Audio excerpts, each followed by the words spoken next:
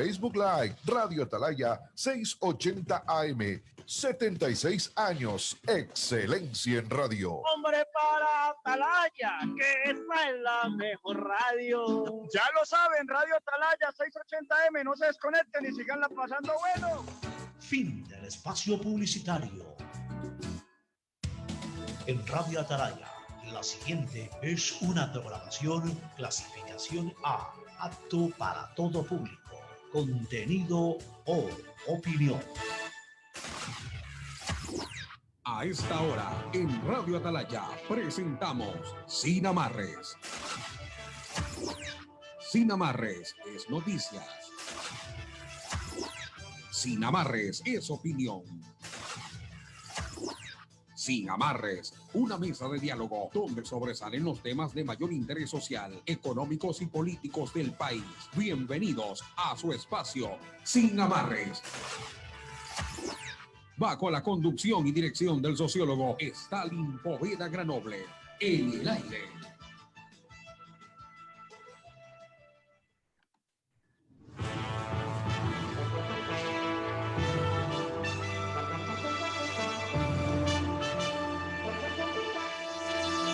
Seis de la mañana con 31 minutos, 6:31. 6 de la mañana con 31 minutos, 6:31 de este jueves 3 de diciembre del año 2020. Queremos listos para compartir con ustedes lo principal de la información del Ecuador y el mundo, y por supuesto el análisis y la opinión aquí en su programa Sin Amarres. Gracias también a quienes nos acompañan, además de la señal de la radio 680 AM, por supuesto también a quienes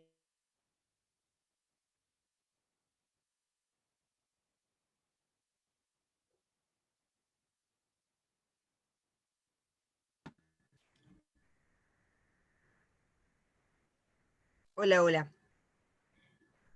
6 de la mañana con 32 minutos. Parece que tuvimos un inconveniente en la conexión, pero ya estamos de vuelta aquí en su programa Sin Amarres.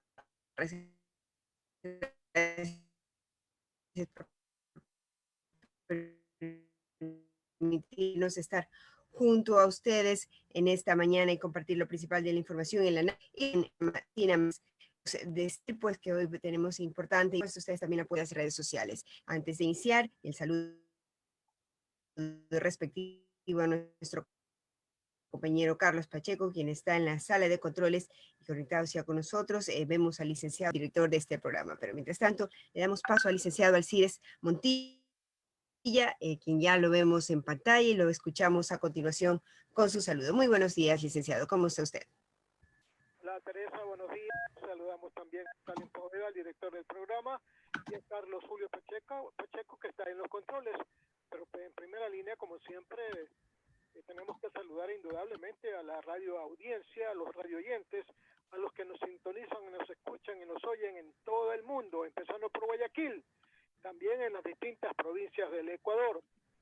Hay que repetir siempre que Atalaya es una radio que se oye en todo el mundo a través de nuestras distintas redes sociales. Como siempre, gracias a todos los que están en la sintonía de esta emisora y reciban de nosotros un abrazo imaginario a la distancia, estimada Teresa. Así es. Antes de dar el paso al sociólogo Stalin Poveda Granoble, mientras esperamos que se conecten, ¿qué le parece, licenciado? Si iniciamos rápidamente la revisión de la información que trae los principales diarios de circulación nacional el día de hoy, jueves 3 de diciembre del año 2020. Vamos a compartir con nuestros oyentes la información que recoge la portada de diario El Universo. Dice su titular principal: policías se hicieron prueba de coronavirus y salieron a operativos en Guayaquil. Tras una ola de delitos desatada las 2 últimas semanas, ayer se integraron a las tareas de seguridad 550 uniformados. Los municipios de San Borondón y Quito también alistan planes para bajar los índices de criminalidad en sus jurisdicciones. Como se había anunciado, pues los 550 uniformados de diferentes fuerzas especiales de la Policía Nacional, quienes se suman a los trabajos de seguridad tras la ola de delitos, ya están en la ciudad. Muy por la mañana, el día de ayer, pasaron por las pruebas del COVID-19 e inmediatamente salieron a las calles del sur, centro y norte de Guayaquil, donde desarrollaron operativos. También las Fuerzas Armadas son parte de este plan. El teniente Leopoldo Ramón de la FAE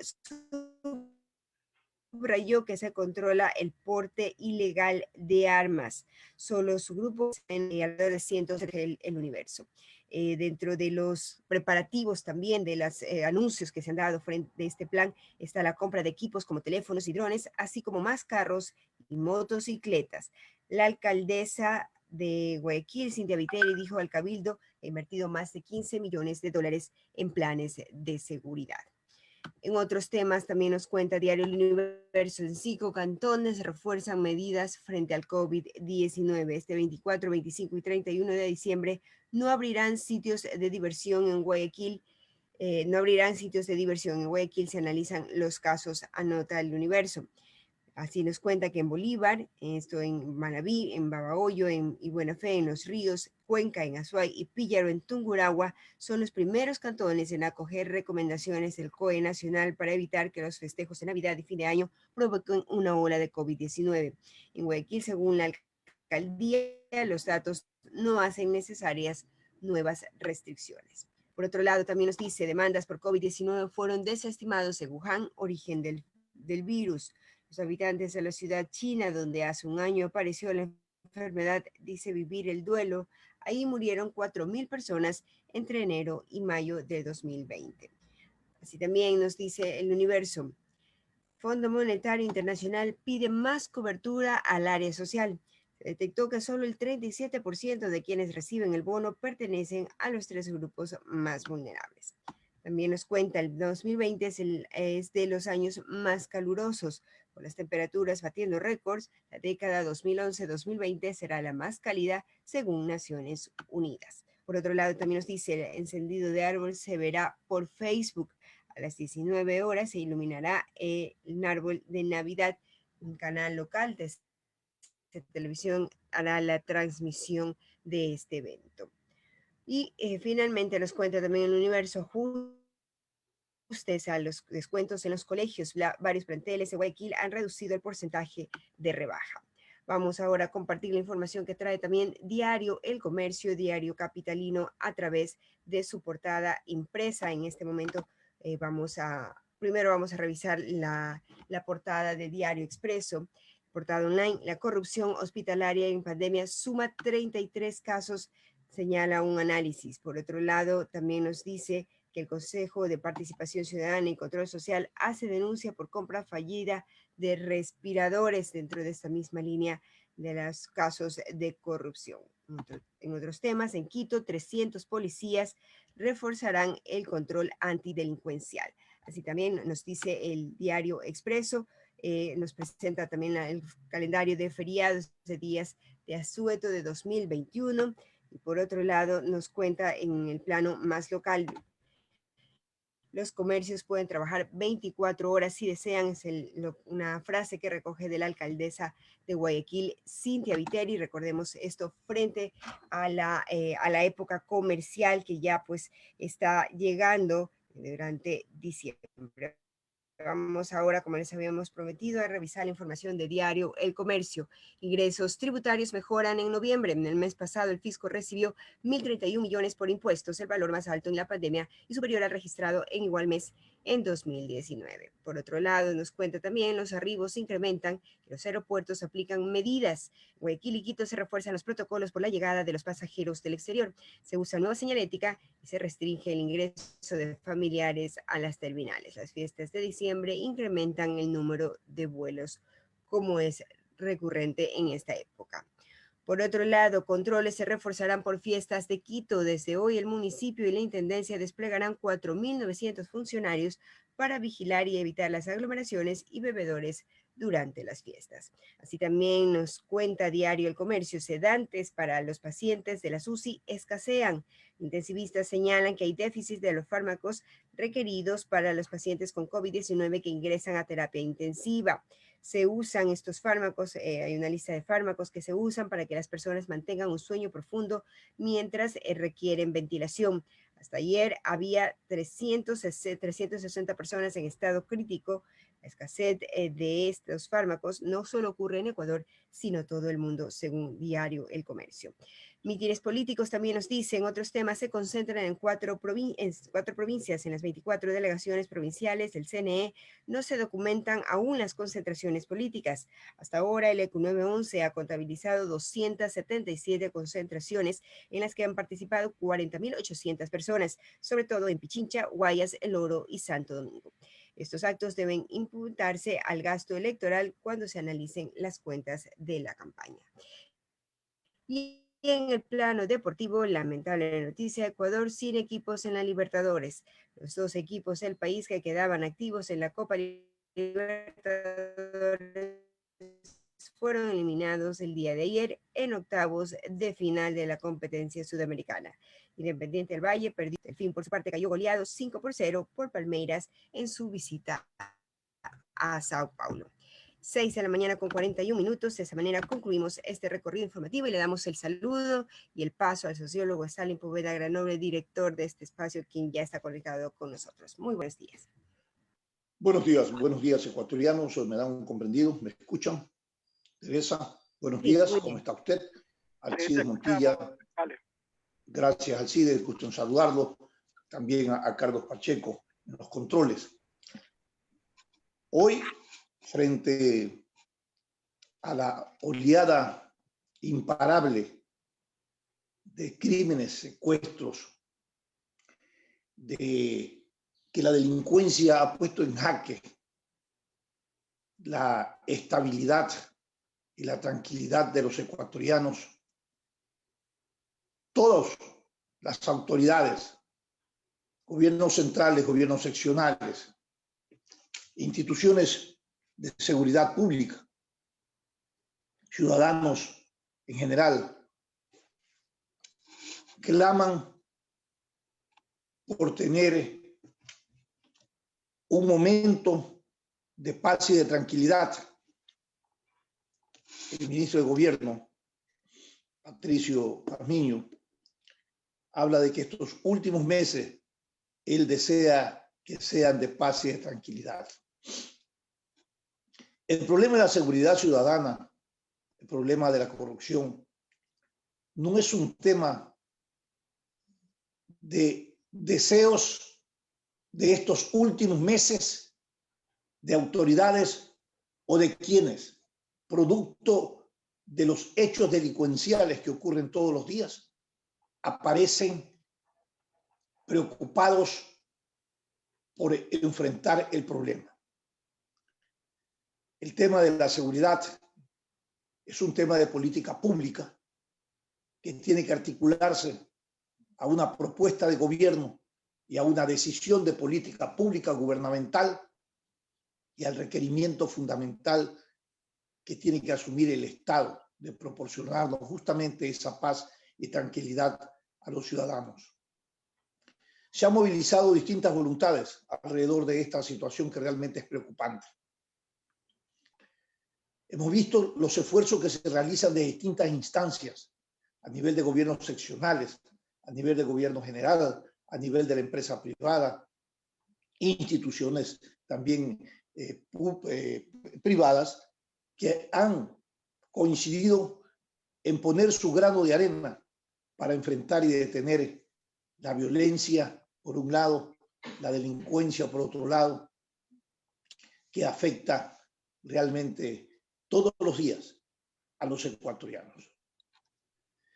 Pero en definitiva, no sé si que debemos de admitir que esta predisposición o estos aportes o estos intereses de toda la institucionalidad y de los ciudadanos para frenar el tema de la delincuencia en nuestro país sea un problema de coyuntura o es un problema estructural.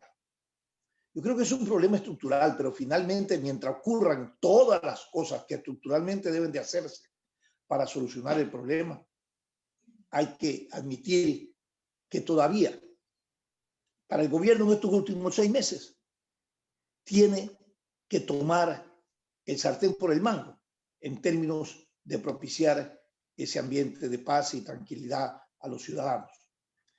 Los actores políticos, candidatos, como ya lo han hecho y se han manifestado públicamente, también tienen que alrededor de su representación en la Asamblea Nacional presionar a sus representantes, a los representantes de los partidos, que son representantes de los ciudadanos en la Asamblea, para que se analice, se apruebe las leyes que tienen que ver con endurecimiento de penas por un lado y por otro lado para garantizar el tema de la seguridad ciudadana. Hay algunas leyes que están dentro de la Asamblea Nacional que no se han aprobado, que entiendo el día de ayer empezaron a discutirse, a debatirse. Qué raro que en nuestro país, no es raro, ya es una costumbre, que en nuestro país se actúe sobre hechos consumados, sobre momentos coyunturales y no hay preocupación de definiciones estructurales para los problemas de profunda situación de crisis que ponen a la sociedad en términos generales. Hoy, esta es una crisis sobre el tema de la inseguridad ciudadana. Estamos en medio de la otra crisis sobre el problema del contagio del COVID y sobre lo cual descubrimos y vimos todas las falencias que teníamos.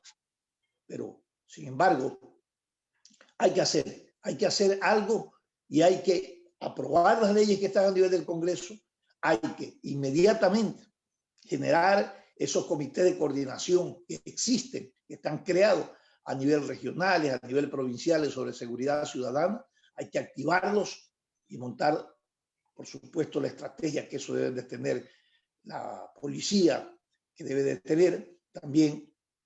Y el pedido, que no sé si en este momento sea oportuno, el pedido, yo creo que sí, de un decreto de emergencia en donde le demos la posibilidad también al ejército que actúe conjuntamente con la policía y otras instituciones de control público, ¿no?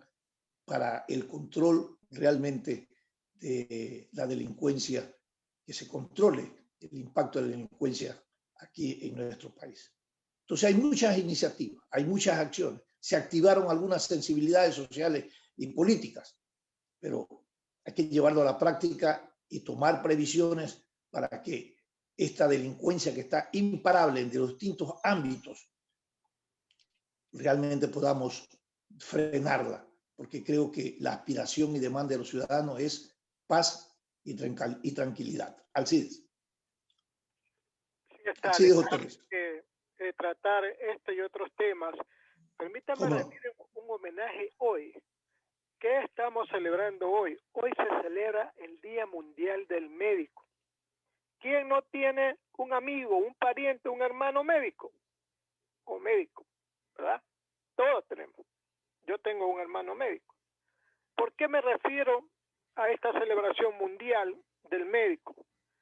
Porque en esta pandemia, uno de los profesionales más sacrificados, a riesgo de perder su vida, que la han perdido, ha sido el médico, la enfermera, el paramédico.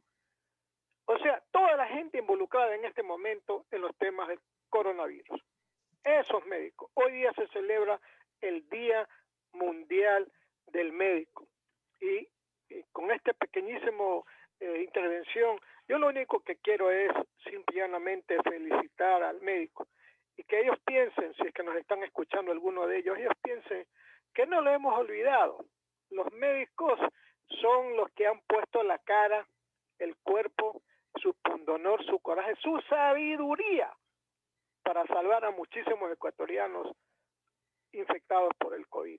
Y lo siguen haciendo, a pesar de que lamentablemente a muchos de ellos que no estaban trabajando, se los llamó en el pico de la pandemia, se los llamó para que vayan a colaborar y fueron a colaborar, como debe de ser, porque ese es el objetivo de todo médico.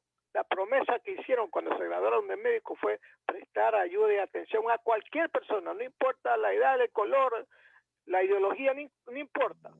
El asunto es que hay que salvar vidas. Y por eso es que este día, 3 de diciembre, Día Internacional del Médico, hay que celebrar y hay que felicitar a esos médicos. Pero una cosa más, esos médicos que fueron llamados por el gobierno para que vayan a colaborar en los hospitales, que se les prometió que se les iba a dar un nombramiento, Stalin, hasta el día de hoy. Hasta el día de hoy. Correcto. Si no reclaman, si no salen a las calles y si no protestan, como dice la gente, no les paran bola. Por ahí ya empezaron a decir que bueno, que les van a dar opciones, pero que tienen que ir a concurso de méritos. Y si en el concurso de méritos entran otros que nunca han estado sacrificándose con su presencia en los hospitales, ¿a quién le vamos a dar entonces el título o el nombramiento? Tenemos que darle siempre y darle de prioridad a la gente, al médico que estuvo en ese momento. Son merecedores, Stalin. Lamentablemente, como digo, lamentablemente se le da largas al asunto. Y esto es un mal presagio, porque con estos antecedentes, ¿verdad? Dios no quiera, haya otro rebroto, venga otro virus. ¿Qué van a hacer los médicos con la promesa de los gobernantes? Van a decir un ratito, ustedes nos mintieron, nos siguen mintiendo. Y mire que hasta en la misma promocionada ley de ayuda humanitaria, ahí está contemplado, pues. En el reglamento está contemplado que se les debe entregar un nombramiento con sueldo. Ahora dicen que no hay dinero, que no se sabe, que debe ver, que no prometimos. Estamos mal, pues. Bueno, el médico nos presta ayuda en cualquier circunstancia, no le está viendo a uno la cara, ni el bolsillo, ni nada. Hablo del buen médico, no hablo del médico que no vale la pena, hablo del buen médico. Entonces, estas palabras que vayan en homenaje a ese médico en su Día Internacional. Este es un día que se celebra en homenaje a un médico cubano que se llama Carlos Finlay Párez, que fue el que descubrió, escuche, el que descubrió el mosquito transmisor de la fiebre amarilla llamado Aedes aegypti. Mosquito que también anda por aquí, por estos lados, y ha ocasionado serios malestares porque son los que transmiten el dengue clásico y el hemorrágico, que también ocasiona la muerte, así como también pues otro tipo de enfermedades. Eso quería... Muy bien, Alcides, yo coincido plenamente con tus reflexiones, y el mejor homenaje que se le puede tributar a los profesionales de la medicina es justamente el reconocimiento de su invalorable aporte en su vida cotidiana. Esa es una profesión para salvar vidas. Evidentemente, mucho más en el momento de la crisis que se ha vivido y se sigue viviendo respecto a la pandemia del COVID-19. Pero realmente cuando me dicen hoy y todos los días ocurren homenajes o declaraciones a nivel mundial para reconocer una u otra acción de profesionales, científicos, en fin, en general. Yo quisiera que se declare el Día Internacional de la Seguridad Ciudadana. ¿Qué le parece, mi querido Alcide? Y alrededor de eso evaluemos cuáles son los comportamientos de los gobiernos de turno respecto a que estos gobiernos generen la política pública y asuman la responsabilidad privativa de otorgarnos a los ciudadanos un ambiente de paz, de seguridad y de tranquilidad. Proclamemos nosotros, si no está oficialmente, un día oficial sobre el tema de la seguridad ciudadana, que es una de las principales preocupaciones que hay ahora por parte de los ciudadanos. Y es uno de los males sociales que prospera significativamente, igual que la corrupción, en toda la estructura, por un lado de la acción y de la política pública, y por otro lado que ha atrapado también a la sociedad en términos generales. Yo creo que es importante que alrededor de las coyunturas que se determinan, festejos y reconocimientos, también se confirmen y se comprueben políticas públicas, más allá del reconocimiento a un sector de la población, a profesionales o en general institucionalidad. Es importante exigir una verificación de políticas públicas en el caso de seguridad ciudadana para realmente garantizarnos esos ambientes de paz y de seguridad. Teresa. Oiga, Stalin, Luego hablando de, O Alcides, no de sé. política. Alcides. sí, permítame otra cosa, porque no podemos dejar de olvidar que hoy, coincidencialmente, mira, Stalin, cómo es la vida, ¿no? Coincidencialmente, hoy también se celebra el Día Internacional de las Personas con Discapacidad.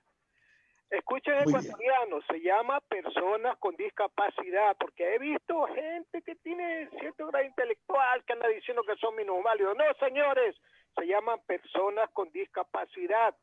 Acuérdense nomás, Stalin, hace poco que un grupo de malhadados ecuatorianos, utilizando sus artimañas y su dinero, y unos cuantos ciudadanos también malhadados, ¿verdad?, que empezaron a falsificar carnet de discapacidad para beneficiarse, ¿verdad?, de una serie de gracias que tienen los discapacitados, con toda razón, porque así tiene la ley, así le da la ley.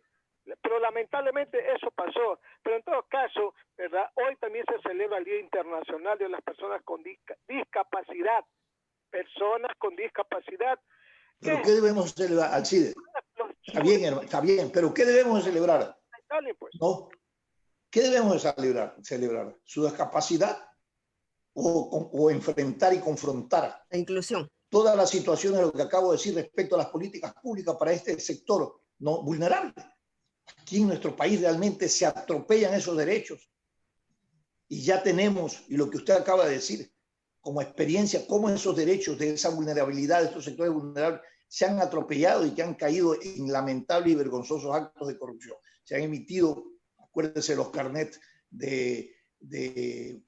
que se emitieron a nivel de los gobiernos, miles de carnets, y ahí estaba pensando yo, cuando se debate el tema relacionado al porte de armas, imagínese usted si ocurre una proliferación de permisos discriminados, metidos en medio del sistema de corrupción, y se le empieza a otorgar los permisos a las personas indiscriminadamente para que utilicen armas. Veamos más adelante las consecuencias. Teresa. Hablando de derechos, de políticas públicas, también queremos conversar sobre la ley humanitaria y para este análisis ya tenemos con nosotros a nuestro invitado, estimado sociólogo, está ya conectado el abogado Ferdinand Álvarez Zambrano, con quien dialogaremos a continuación y aquí le damos la bienvenida. Le damos la bienvenida y realmente es oportuno en este momento evaluar qué impacto ha tenido la ley humanitaria. Desde el principio, el título me parece importante, humano, socialmente justo, el título de la ley. Veamos su aplicabilidad y si que en la práctica ya podemos evaluar, después de 2 meses que terminó el decreto de emergencia, evaluar cuál ha sido el impacto, su aplicación o beneficio o qué problemas han surgido alrededor de esta ley. Abogado, buenos días y bienvenido. Hola, muy buenos días, Alexis, Teresa, Alcides. Un placer enorme estar con ustedes hoy día. Soy Ferdinand Álvarez. Bueno, muchas gracias por el espacio y buenos días también con todos los que nos acompañan a esta hora y se están trasladando a sus lugares de trabajo, a sus oficinas y también pues a sus diferentes actividades. Un placer enorme. Bueno, estaba escuchándolos y realmente me uno bastante a varios comentarios, ¿no? Y antes que nada me permitan un poco presentarme. Yo soy abogado de profesión, soy una persona pues de origen humilde que creció en un barrio suburbano de la ciudad, en la 14ª y Capitán Nájera. Soy una persona que sobre todo, Alcides y Alexis, creció con conciencia social, sabiendo las necesidades de la gente desde el hogar, desde el barrio, desde la comunidad. Ahora bien, trasladándonos al hecho de la Ley Orgánica de Apoyo Humanitario. Mira, hay 2 situaciones. Primero, me permitiré hablar de la situación de los trabajadores en general. Recordemos algo, que el último corte del INE, que luego, pues, amañado, quisieron reestructurar esos índices. En el país teníamos aproximadamente 1 millón de desempleos para la época que terminó apenas la pandemia. Esto estamos hablando de octubre más o menos. Ya cuando pudimos salir de nuestros hogares. Aproximadamente 1 millón de trabajadores. Ahora bien, esta ley de orgánica apoyo humanitario, que he repetido varias veces, que ni de apoyo ni de humanitario tiene absolutamente nada. Ahora, no se necesita, Alcides y Alexis, estar en un puesto público. no se necesita estar en una palestra política para servir a la ciudadanía. Cuando salió esta ley, como abogado en libre ejercicio, puse mi posición pública en diferentes eventos que se daban generalmente en la época de la pandemia. Y yo advertía que esta ley era regresiva a los derechos del trabajador y que iba a provocar un desempleo y un abuso, no de todos los empleados, pero sí de un sector que quizás iba a malutilizar ciertos artículos de esta ley que le daba pues la apertura para que lo haga. Presentamos ya nosotros un amicus curiae ante la Corte Constitucional para que la Corte Constitucional declare la inconstitucionalidad de esta ley. ¿Por qué? Mire que aproximadamente 9.319 trabajadores a la fecha trabajan habitualmente la mitad del tiempo y su salario se ve afectado, pero no solo de acuerdo a lo que la ley establece, porque la ley conlleva un espíritu de supuestos acuerdos entre empleador y trabajador. Pero ¿qué resulta? Entre el empleador y trabajador va a salir más bien la ley del más fuerte. Va a surgir esta ley del más fuerte y es lo que hemos advertido durante muchas ocasiones. 1.207 empresas han usado esta figura y donde las actividades del trabajador se han visto mermadas. Es una ley agresiva y a los derechos del trabajador. Ahora bien, eso por un lado. Por otro lado, además, en cuanto a la situación de los médicos, a quienes de mi total solidaridad y aplaudo de pie la heroica gestión que hicieron durante la pandemia.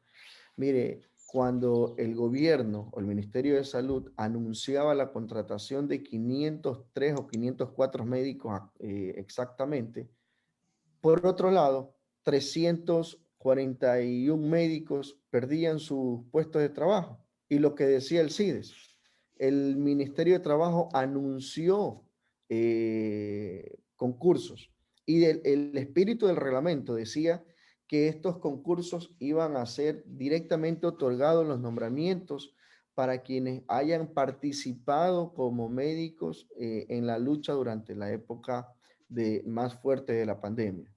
¿Qué es lo que provocó? Que más bien los despidieran. Estos héroes que para el gobierno en aquella fecha eran héroes, actualmente se han convertido en desempleados, así como ya incluyen en todo este conglomerado de 1 millón de desempleados que en la fecha tenemos en el país. Es decir, realmente es penoso la situación que está ocurriendo con nuestros médicos. Miren, como candidato además a la Asamblea Nacional por la lista 1, Centro Democrático, en el distrito 3 de la provincia del Guayas. Nosotros hemos recorrido el territorio, ya llevamos por la segunda, pues el segundo barrido del todo lo que es el distrito. Y créanme, encontré, por ejemplo, la situación de una familia donde el esposo de Mónica había perdido su trabajo, que tenía 20 años en un hotel de la ciudad de Guayaquil. ¿Sabe cuánto le dieron al esposo de Mónica por liquidación de los 20 años? Acogiéndose esta empresa a la ley orgánica de apoyo humanitario, malutilizándola además, le dieron 0 de liquidación. No le dieron nada. No le dieron absolutamente nada. Esta situación que vive el país es realmente desesperante y es por eso que dentro del binomio de la esperanza, Andrés Arauz y Carlos Rabascal, nosotros tenemos como ejes principales del plan de gobierno 3, que son trabajo, futuro y dignidad. ¿Por qué le llamamos también la dignidad? Porque la ciudadanía se siente no solo traicionada, sino que además se siente que le han arrebatado absolutamente todo. Y recordemos antes también, teníamos ese orgullo de decir somos ecuatorianos y estamos en un país en vías de progreso y ahora lamentablemente nos han destruido. Pero mire, no estamos para quejarnos, no estamos nosotros para echar la culpa y decir La gente sabe quiénes han hecho malas cosas. Tenemos que como ecuatorianos unirnos y más bien sacar este país a flote, porque es la única oportunidad que tendríamos. A ver, Ferdinand, yo quiero un poco analizar su visión respecto a la Ley Orgánica de Apoyo Humanitario que se creó justamente para combatir la crisis sanitaria derivada del COVID-19. Ahí no solamente se legisló y se aprobó temas relacionados a lo laboral, se incluyeron aspectos relativos al tema de la educación, a los servicios básicos, el ámbito de la salud, se incluyeron aspectos financieros, aspectos de seguros, medidas para apoyar la sostenibilidad de empleo y reformas al Código de Trabajo, que es a la que usted se ha referido fundamentalmente y la que desde su análisis es la que no ha funcionado y que considera regresiva. Pero los otros aspectos de la ley, lo que yo un poco requería desde su visión era saber si más allá del tema laboral, que es lo que más se afectó por el impacto que creó y que y sigue creando el tema del COVID-19, el desempleo, la pérdida de fuentes de trabajo, los otros aspectos si en la práctica realmente consiguieron su cometido o están realmente fundados en esos principios del espíritu de la ley, porque alrededor de toda esta ley muchísimas prácticas se han implementado, tratando unos de interpretar, que no deben de interpretar la ley, sino ejecutarla como está ya definida, y realmente se han manipulado de alguna manera formas de cómo deben de concebirse o aplicarse estos beneficios que podrían tener en distintos ámbitos los ciudadanos. De ahí, lo que yo le preguntaba era si podíamos evaluar, porque al principio dijo usted que esto no tiene de solidario, nada, absolutamente nada. Pero al final, en temas de servicios básicos, en términos de educación, en términos de aspecto inquilino, yo creo que de alguna manera esto sí ha funcionado. ¿Cuál es su lectura respecto al tema? Alexis, mire, tanto no ha funcionado la ley, y insisto que de apoyo ni de humanitario tiene absolutamente nada, que a la fecha ya a la ciudadanía se le está cobrando las planillas de servicios básicos. La ciudadanía, Alexis, que ni siquiera muchas veces tienen para los alimentos diarios de su familia, ni siquiera para poner el internet, ni para pagar el internet para que sus hijos estudien mediante esta nueva modalidad.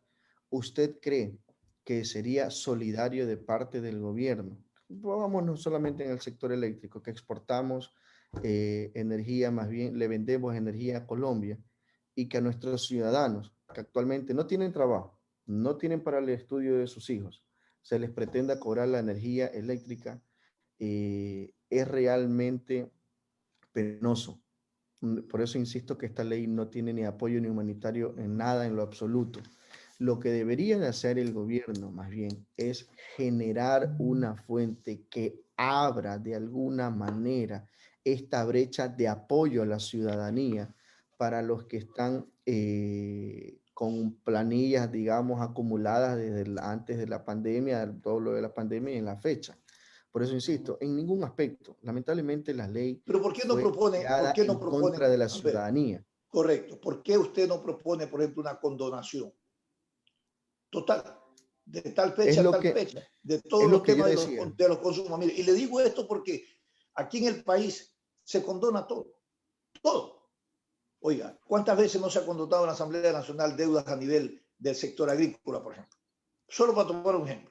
Y son deudas impagables que se han entregado, pero acá son consumos que, como usted dice, realmente la población no tiene capacidad de pago. Bueno, declaren o propongan algo así que realmente sea sostenible, porque finalmente se dieron estos estímulos, se cumplieron los plazos y hoy tienes que pagarlo. Pero la realidad no ha cambiado, la crisis económica continúa, el tema de la inseguridad ciudadana continúa. Todos estos aspectos han sido trastocados y, por cierto, no se logra una normalidad en el desarrollo y estabilidad económica de las economías, mucho menos general y en particular la de los ciudadanos. Mire, le comento una anécdota en Engabao. En Engabao una madre de familia le consultaba si sus hijos estaban estudiando. Entonces me dice, mire, abogado, si mis hijos estudian, no comen. Y si comen, pueden estudiar. Y si no comen, pueden estudiar. Entonces, es alarmante lo que ocurre en la ciudadanía.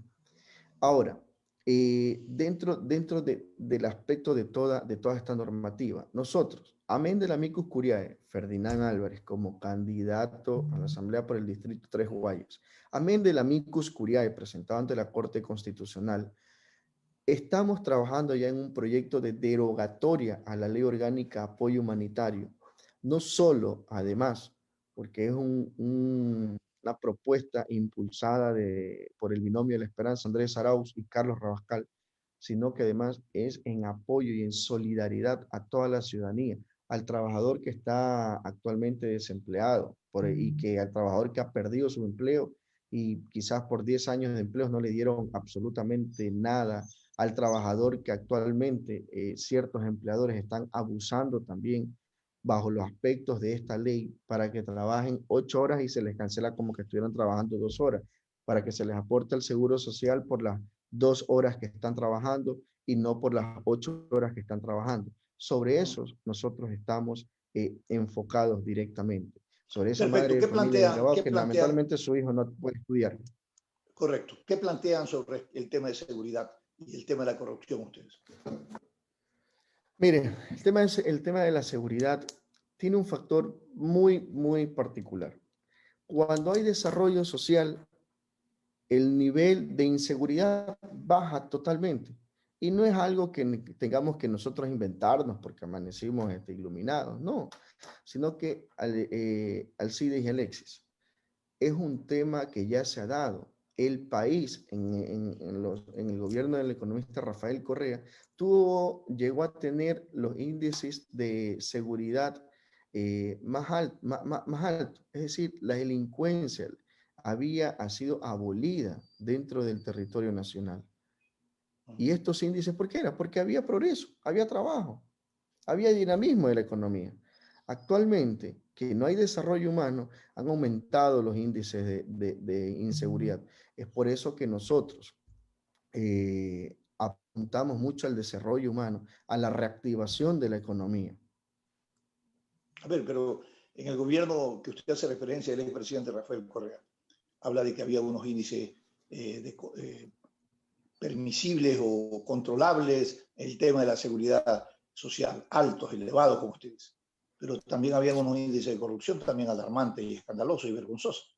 Y también el tema de la corrupción es de alguna manera causa para todo este proceso también de inseguridad por los sistemas de corrupción que se implementan alrededor, por ejemplo, de la inversión pública. Y esto es lo que ocurre en nuestro país. Mire, Alcides, Alexis, cuando había trabajo no había tanta inseguridad. En el gobierno anterior, no lo digo yo, sino que lo dicen las mismas estadísticas y entes internacionales, los índices de seguridad en el país eran altos y los índices de inseguridad habían bajado. Donde se han aumentado los índices de inseguridad es en este gobierno. ¿Por falta de qué? Por falta de ejecución de un plan de gobierno por el cual la ciudadanía eligió a este señor, pero este señor para cogobernar con toda la derecha y un grupo minoritario traicionó todo un plan de gobierno y los resultados son estos. Tenemos un país destruido. Este señor al que usted se refiere es el presidente Lenín Moreno, que estuvo con ustedes en el gobierno del expresidente Rafael Correa 8 años. Y sin duda alguna, pero por eso vuelvo y repito, fue elegido con un plan de gobierno, la continuidad de un proyecto político que daba progreso al país y estaba en un país en vías de desarrollo. Lo traicionó, no hizo nada en el plan de gobierno, viró la cara para otro lado y empezó a gobernar con la derecha. Y sobre la corrupción. Consecuencias son estas. Okay.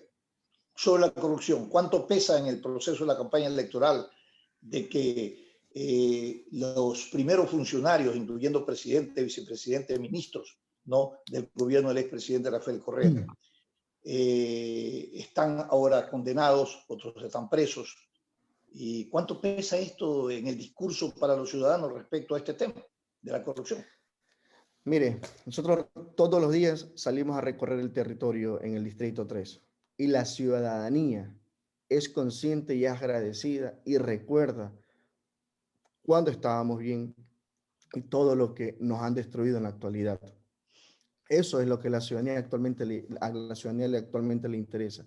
La ciudadanía actualmente quiere que haya trabajo, que haya educación, que haya salud, que haya prosperidad, que su familia, sus hijos tengan como esto. Eso a la ciudadanía actualmente le interesa. Y es lo que nosotros, conversando con la ciudadanía, construimos las propuestas desde el Wikiplan que ha propuesto el Binomio de la Esperanza. Desde ahí hemos desarrollado todas las propuestas conjuntamente con la ciudadanía. Eso es lo que a la ciudadanía actualmente le interesa, Alexis. Y es lo ¿Cómo va a que enfrentar yo he la dicho corrupción? una vez más. La corrupción es un mal endémico de la sociedad y tenemos que enfrentarla con una muy buena normativa que aplique directamente a atacar ese mal endémico de la sociedad. Pero no solamente depende de quienes están administrando alguna institución pública, depende también de la ciudadanía. Esto es un tema absolutamente de corresponsabilidad. Funcionarios electos por la ciudadanía como tal. Todos como ecuatorianos debemos unirnos. Es hora de ya olvidar el odio, el revanchismo. Debemos unirnos como ecuatorianos para poder sacar este país adelante, porque si no, no lo vamos a sacar adelante. Es por eso que la ciudadanía Todo eso está solicita correcto, incluso... Ferdinand, pero todo eso es correcto, pero sin perdón ni olvido. Quienes delinquieron y quienes han sido corruptos tienen que ser castigados por la ley. Alcides. No, eso estamos totalmente de acuerdo.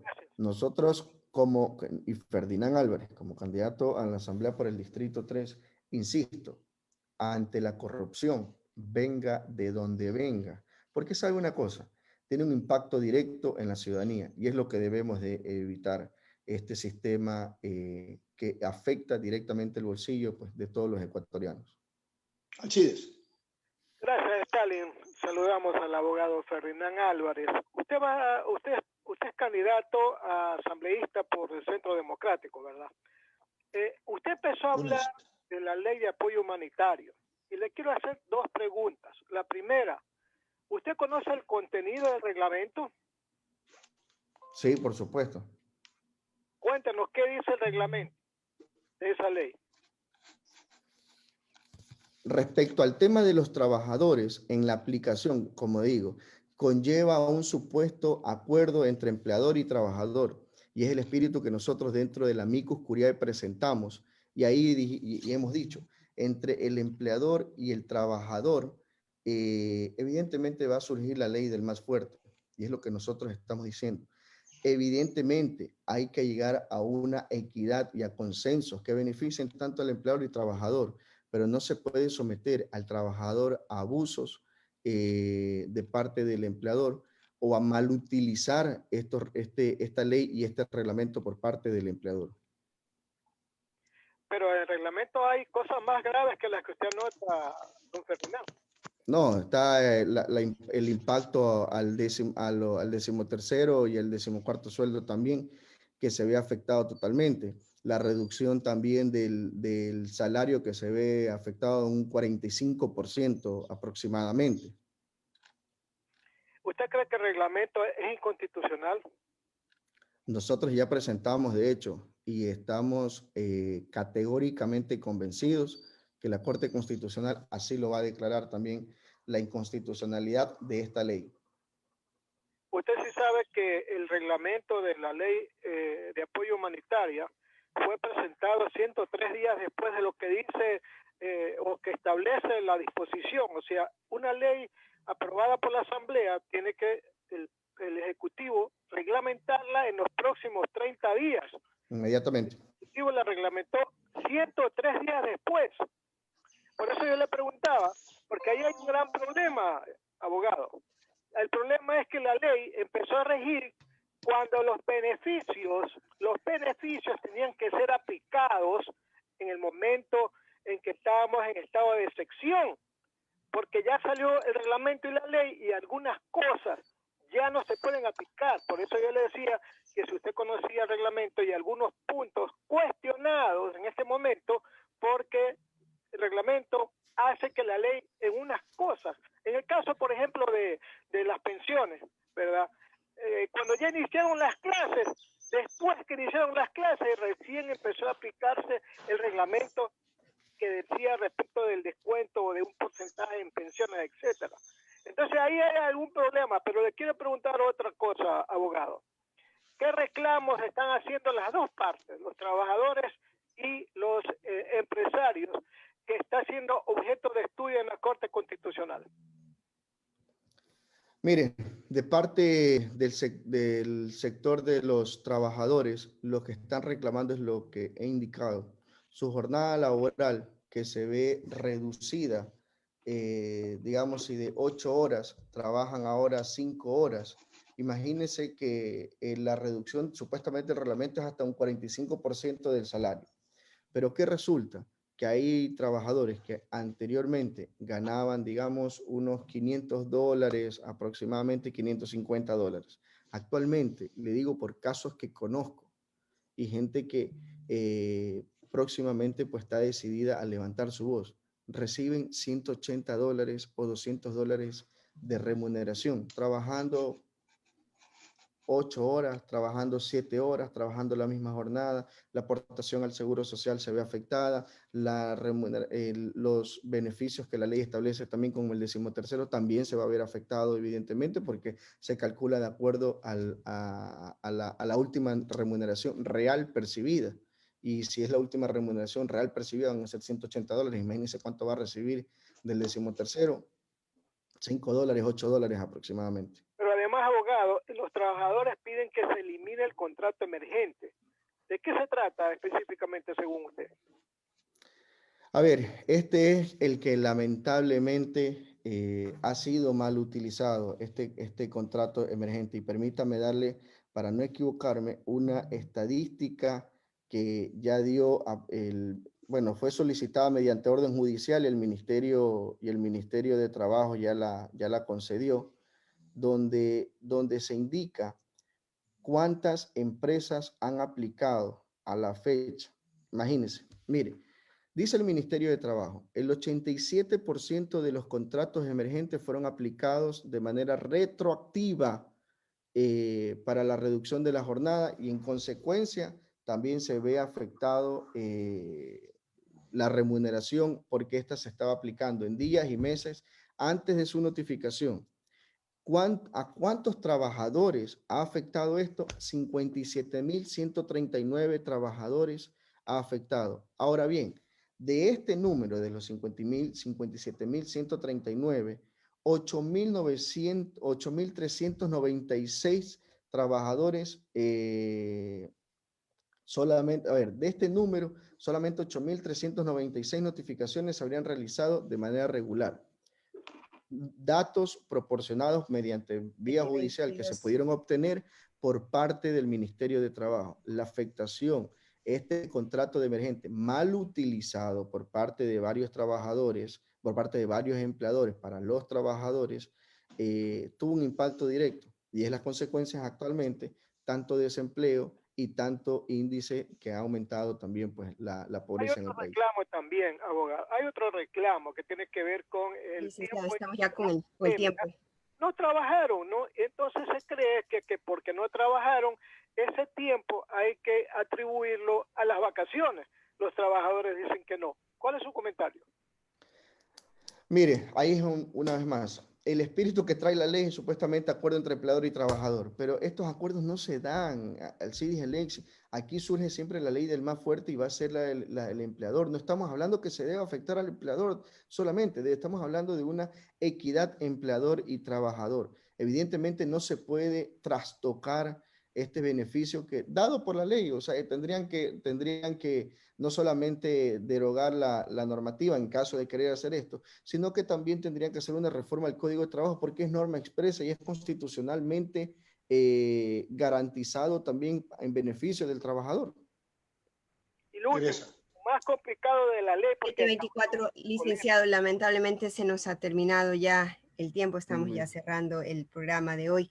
Muchísimas gracias al abogado Ferdinand Álvarez, candidato a la Asamblea por Centro Democrático, por haber estado junto a nosotros, analizando también su postura frente a la ley humanitaria. A usted, Teresa, Alcides y Alexis, un abrazo enorme. Esperemos pronto nuevamente visitarlos. Gracias. Sociólogo, cerramos el programa de hoy. Sí, gracias, Teresa. Nos despedimos hasta el día de mañana.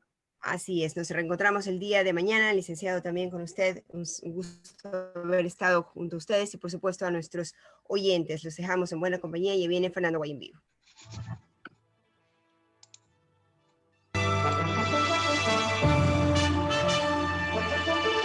Sin amarres. Una mesa de diálogo donde sobresalen los temas de mayor interés social, económicos y políticos del país. Sin amarres, bajo la conducción del sociólogo Stalin Poveda Granobles. Este es un programa